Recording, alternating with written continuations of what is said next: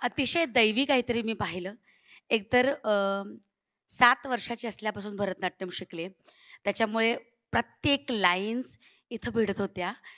नृत्य, त्याच्यातली गोष्ट, कीर्तनं, गुणसंकीर्तनं हे सगळं काळजाला भिडणारं होतं.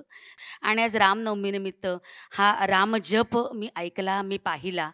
याबद्दल मीच परमेश्वराचे आभार मानते. कदाचित मला मोक्ष मिळणार या जन्मी.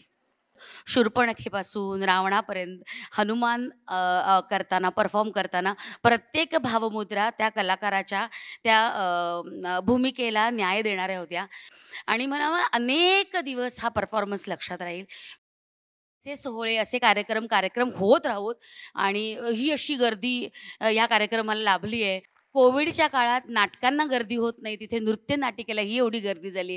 त्याबद्दल खरंच सॅल्यूट आहे अक्षयदादा, तुझ्या या सगळ्या मंडळींचे खरंच मनापासून आभार. सुस्वागतम रामराज्यम.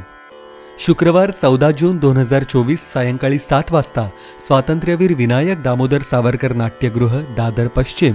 आणि रविवार 16 जून 2024 सकाळी 10:30 वाजता भारतरत्न गानसम्राज्ञी लता मंगेशकर नाट्यगृह, मीरा रोड पूर्व.